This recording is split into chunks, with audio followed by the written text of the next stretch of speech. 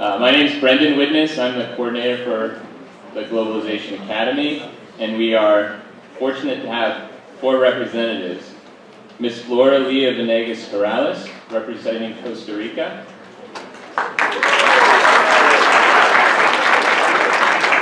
Ms. Polixini Potter, representing Cyprus.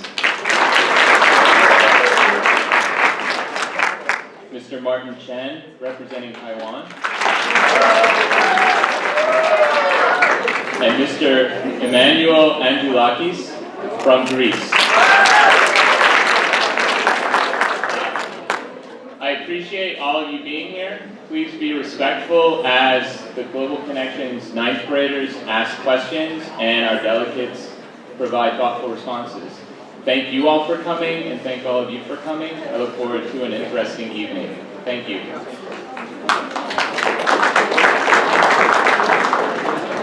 Good evening. I am going to go over a few ground rules for our audience and for our panelists as well.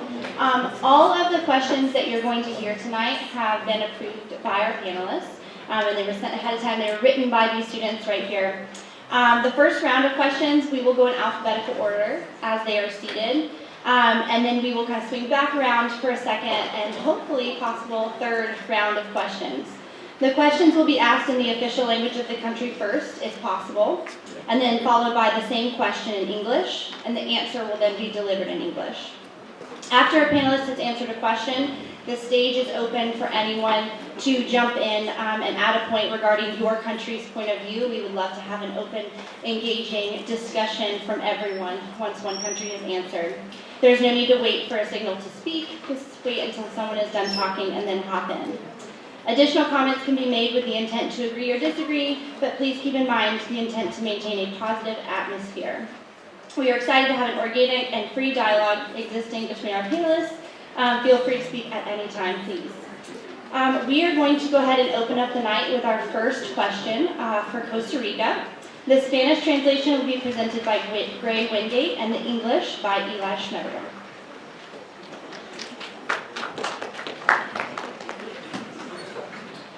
Hola, consuladas, y gracias por venir. Los disturbios políticos corrientes en Nicaragua están afectando la frontera entre Nicaragua y Costa Rica.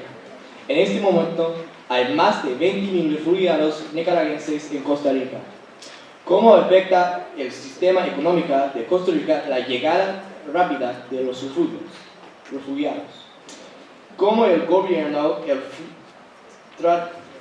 gobierno trata de entregar los refugiados en la economía además?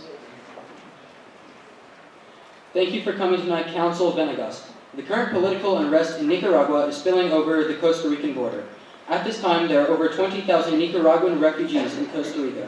Does this rapid influx of refugees impact the economic system of Costa Rica? And how does the government attempt to integrate the refugees into the economy?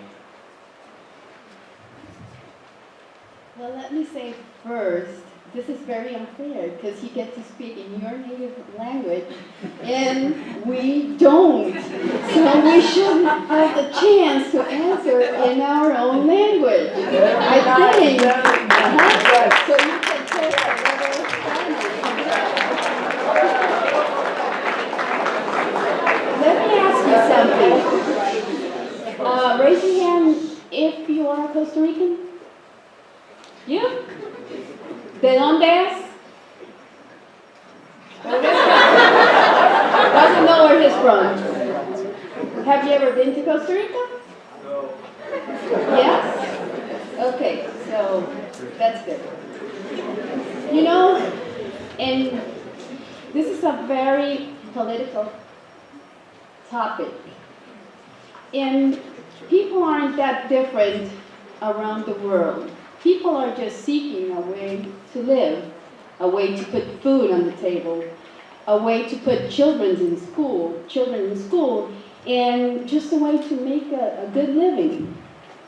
Let me tell you for certain, people won't leave their own country if they had other choices, if they had better systems, if they had, a better way to make it through life.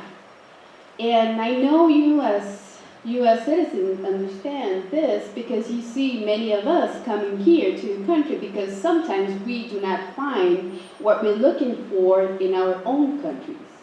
Okay, so this is the same thing happening in my country, in Costa Rica.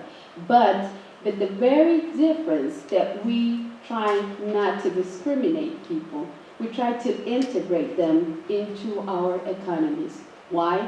Because these people are coming to our economy to do things that Costa Rica no longer want to do. Okay, so they're like getting some jobs that nobody else wants to do.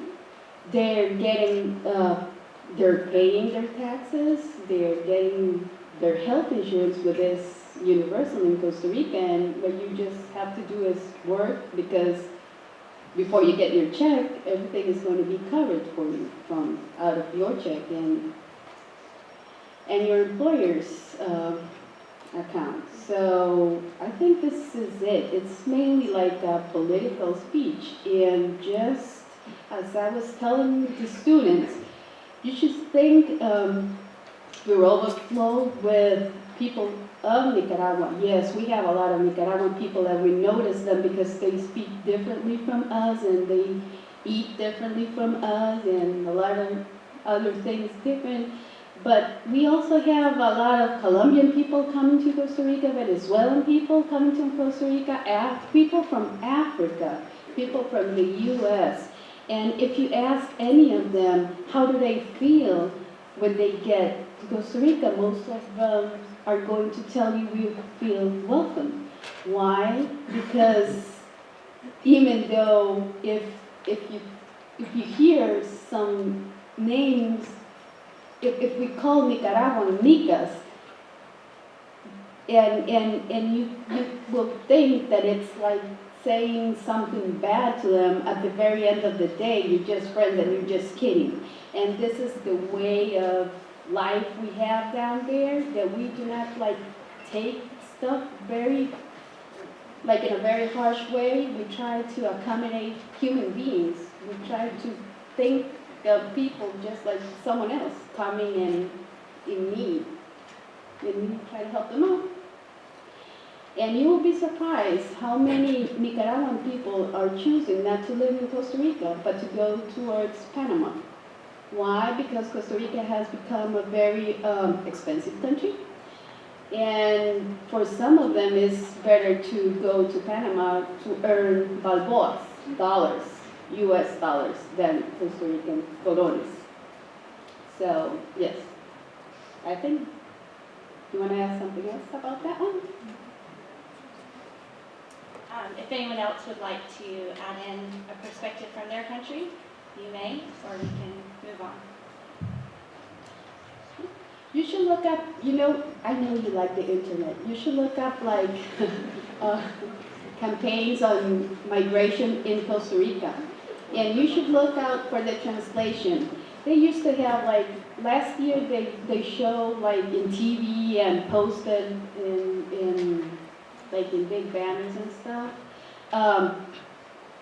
I'm from Peru, Nicaragua, whatever, and I feel at home.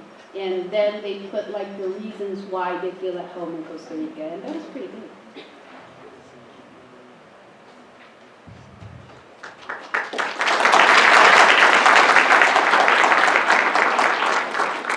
Our next question will be for Cyprus, asked by Emily Blackwell.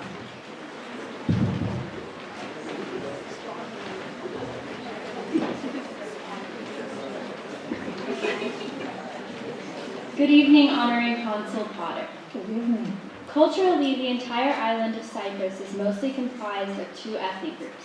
Greek Cypriots make up approximately 80% of the Cypriot population, and Turkish Cypriots make up approximately 18% of the Cypriot population. How does the government work to create a sense of nationalism for people for possible reunification with the Turkish population? Yes, thank you very much for this interesting question. As you may know, Cyprus has now been divided for nearly 45 years after the invasion by Turkey. So it's a forced separation. Turkey came in and took pretty much 37% of the space, the land in Cyprus.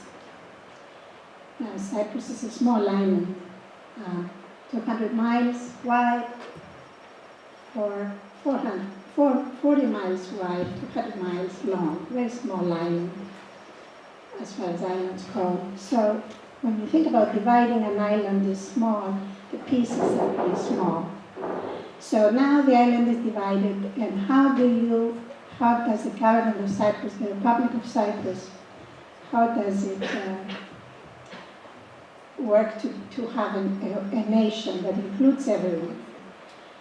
You really can't include in your country people who don't want to be included, who have barricaded themselves in one side. But Cyprus is doing the best it can, and one of the things that it has done is that anybody who wants to come to the Republic of Cyprus from the Turkish area, the Turkish occupied area, can come over. The Turks are allowed, anytime they want to cross the barrier they built and come into the Republic of Cyprus. They can work there, they can live there, they can do anything they want. They can get a passport and become a member of the European Union, anything they want. On the other hand, the people in the south are not allowed to go to the north. I have to take my passport if I want to go from the one side of Nicosia, the capital, to the other side of Nicosia. It's like Berlin in the old days. Remember Berlin, the east and the west, and you couldn't get through? That is Nicosia, Cyprus. Is now the only capital in the world that is still divided. So yeah, the government does things. One of the things that the government has done is it provided water for the northern part of Cyprus for free since the invasion in 1974. All these years, the Republic of Cyprus has provided water for free and maintains the water reservoirs in the north. We maintain the mosques in good condition. We try to have activities between anything that we're allowed to do. But again, you cannot really unite with anybody that doesn't want to be united. But we are negotiating, we have been negotiating since the invasion. We continue to negotiate. The goal of the Republic of Cyprus is to unite, to reunite into one island as it was before the invasion in 1974. Does this answer your question pretty much? It's a very complicated subject, so in 2 minutes it's very hard to cover.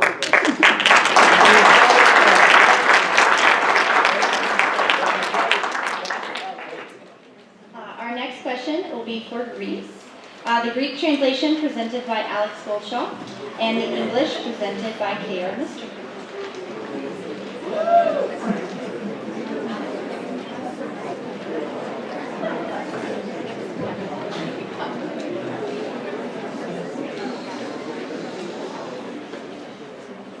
Το 2018, 33 εκατομμύρια τουρίστες επισκέφτηκαν την Ελλάδα.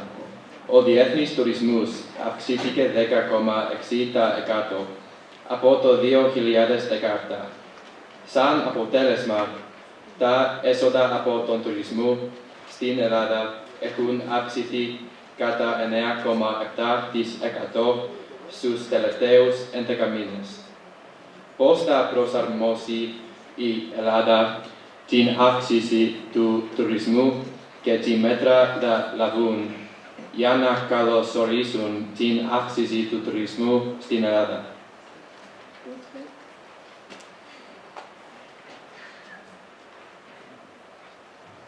Good evening, Consul Andrelakis. In 2018, a reported 33 million tourists visited Greece. International tourism increased by 10.6% since 2017. As a result of this, revenue from tourism in Greece has increased by 9.7% in the past 11-month period. How does Greece plan to adapt and accept the rise of tourism, and what steps have they taken to welcome more tourists into their country? Okay, thank you. Congratulations on the Greek translation. First time I hear Greek with a southern accent. That was great. Your grandmother must be proud every month. Yes, it is true that tourism is probably the most important sector in our economy. Yes, last year was we broke a record. More than 33 million people visited Greece. Tourism is a sector that contributes almost 20% of the country's GDP. So for us, it's extremely important. So what do we do in order to attract more people? Greece has been an attractive destination for almost like 40 or 50 years.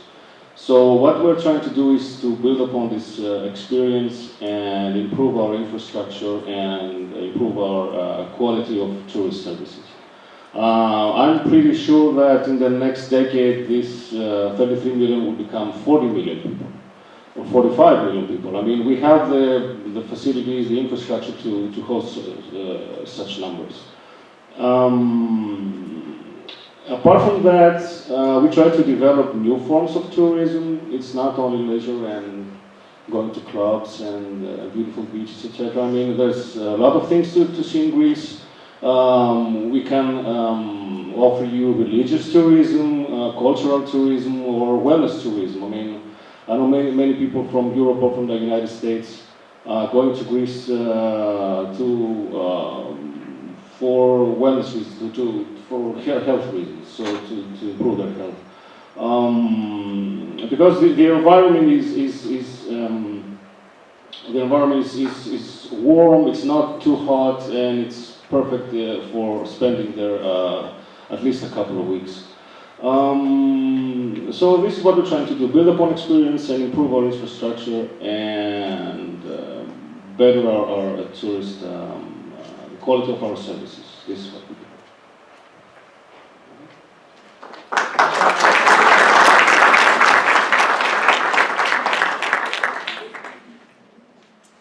Our next question is for Taiwan, asked by Hanina Sisson.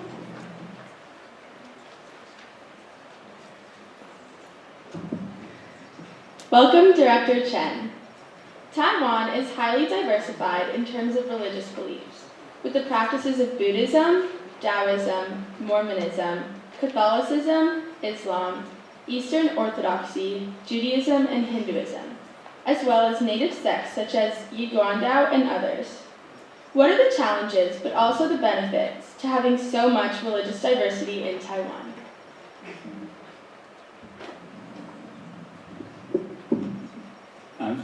Thank you very much. First of all, I want to say that I enjoy very much to have dinner with some of my team. And because your group major in international business, and I want to say that when my daughter apply university, she also applied to the Department of International Relations, and she was accepted by University of Illinois at Urban-Champaign. And later on, she also has the opportunity to continue her study at the University of Chicago, and then to work in Stanford University. And that was because the reason why she was accepted by the university is because she described lots of her experience to visit a different country, and what she learned, that also makes her to later on to participate different competition, for instance, like the U.S. Scholar or some competition. And I encourage that you also, I just heard that one of the students just visited India, and that was a very good experience. And from my career, I also have an opportunity to visit the country, and India is certainly an incredible, very incredible country. And I'm glad that the city you travel more than I do.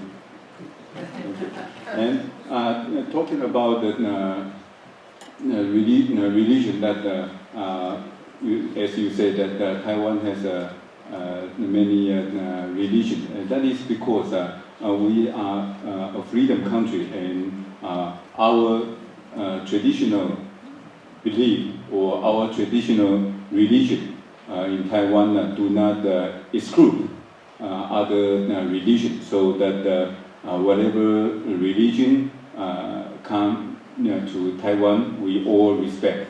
So, for instance, we now have about 260,000 foreign workers from the Indonesia. So we now, because most of them are Muslim, so that we start to establish many halal restaurants just to satisfy their their need. And of course, in Taiwan, about 70%, let's say that about 35% believes in Buddhism, and about 33% believe in Taoism, and also like Confucianism. And for the rest of the religion, like Christian or Catholic, for instance, like Catholic, many of our Aboriginal people, they believe in Catholic because for those missionaries came to Taiwan, they always went to the remote area to preach, so that most of our indigenous people, they believe in Catholic. And also, we also have about 130,000 foreign workers from Philippines, and they are also Catholic. So let's also put up the population in this. And so, because we are Taiwan's religion is very inclusive, so and that also makes us a freedom, democratic country. And I just want to say that I am just very new to Atlanta. I've just been here for about 1 month, and I want to say I'm very happy to be in Atlanta. Thank you very much.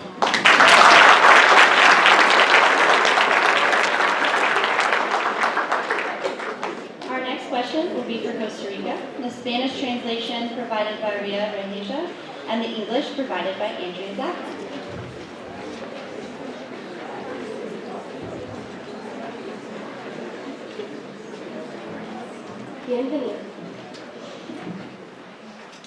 Bienvenidos, Council Venegas. El eslogan de Costa Rica es Pura Vida, que traducido al inglés es A Simple Life o Pure Life. Muchas personas dicen que en Costa Rica, pura vida es más que un dicho, es una forma de vida. ¿Cómo comparan el eslogan y la idea que finca a los extranjeros a la vida verdadera de los ciudadanos de Costa Rica? Welcome, Consul Venegas. Costa Rica's slogan is Pura Vida, which when simply translated means simple life or pure life. Many say that in Costa Rica, Pura Vida is more than just a saying. It is a way of life. How does this slogan and the picture it paints to foreigners compare with the real life of Costa Ricans? We are Pura Vida. And that is for real.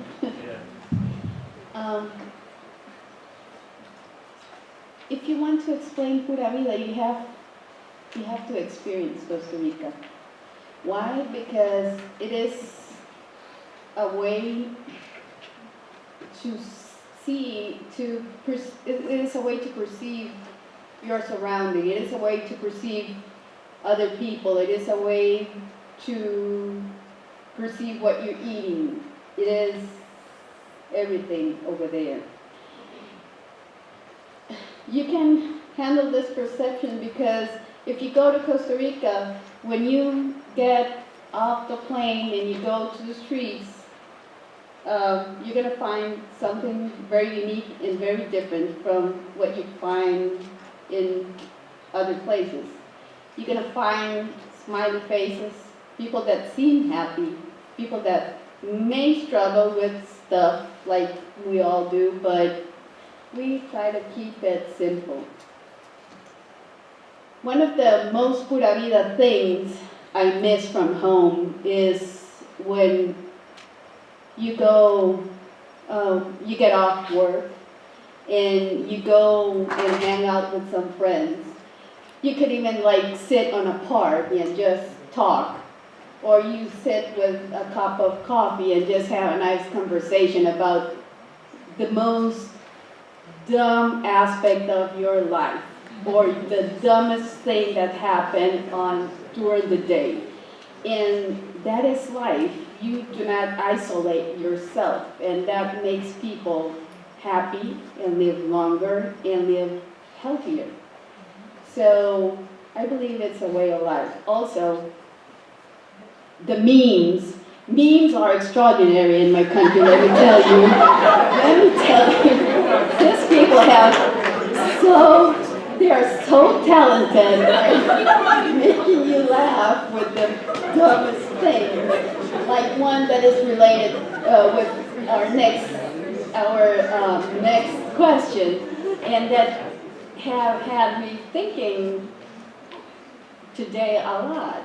And it's like a funny little thing there, and he was like this little kid asking, well, I went to the supermarket and I bought juice packed in a plastic bottle. I bought some ice cream on a plastic container, and I bought some chips wrapped in plastic, and then I go to pay and they won't give me a plastic bag because it will pollute my country. So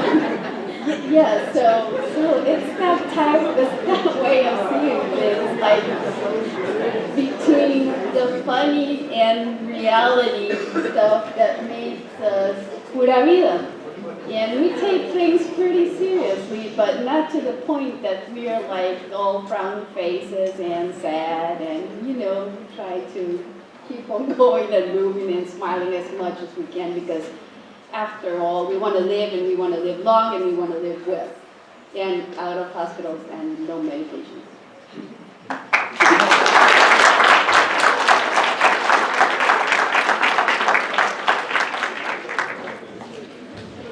Our next question is for Cyprus, asked by Colin Cochran.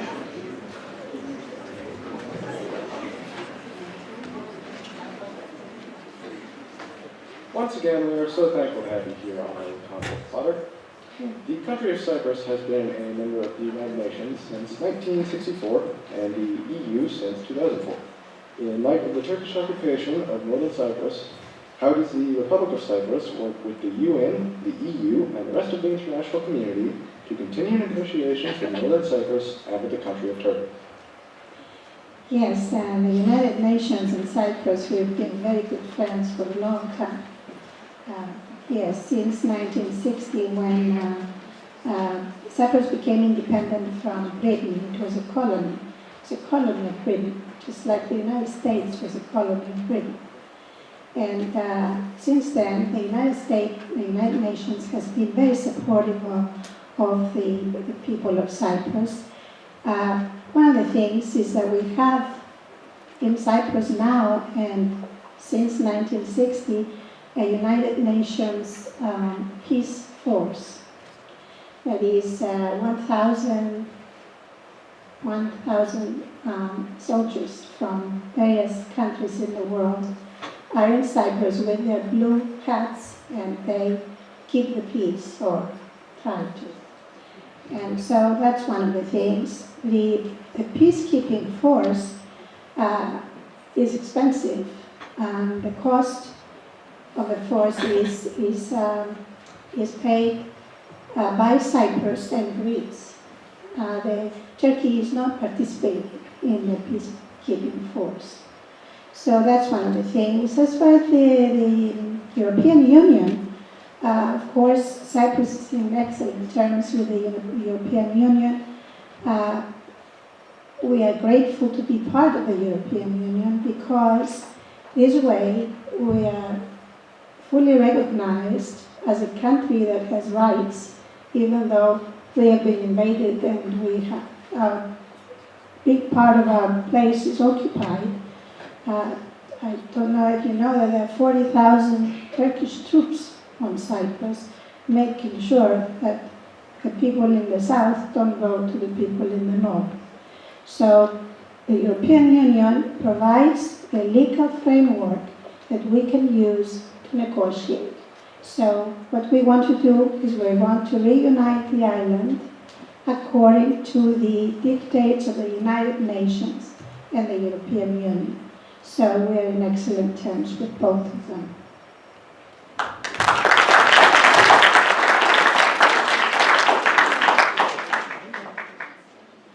Our next question is for Greece, asked by Lucy Goodwin.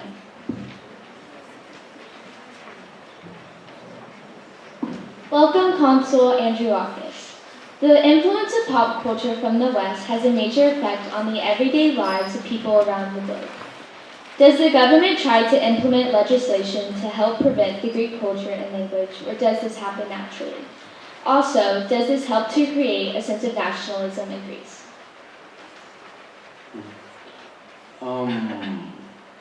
So the question is, it was about hip hop, right, in Greece? So the first question must be, Greece has a hip hop scene? Yes, it does. So, as any other kind of music, hip hop has made its way across geographical divides. I mean, today it seems that, especially hip hop, I mean, it transcends borders. It doesn't recognize any borders. I remember when I was at your age, not too long ago, you used to go to the record store. Farid, you remember record stores, right? And you had heard something in the radio, but you didn't know what it was, and you had to ask the owner, and then he said, yes, I can order this for you, and then you waited a month until it came. I mean, today you can just click on any YouTube clip and see a hip hopper from South Africa or from India performing.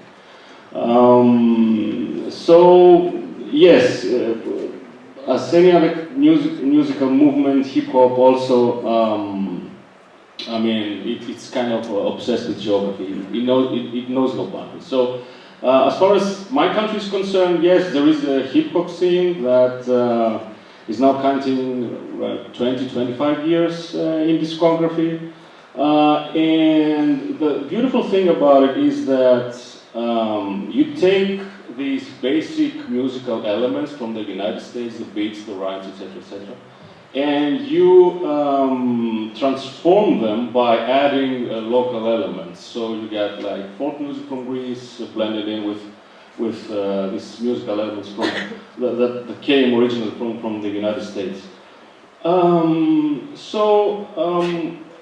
About what the government or the country does about it. We're a country that cherishes freedom of expression, and we promote freedom of expression. So, especially artistic expression. There is no legislation that could suppress this development and this freedom, because most of the rappers, hip hoppers, call them as you like, they're young people. So not only do we try to suppress this, but we encourage it. I mean, the younger generations should participate in the public debate. be it through music or other activities. So no, there is no problem about hip hop in Greece. And another thing I want to point is that everyone in the world knows about American hip hop, but I think America doesn't know about the hip hop. This is my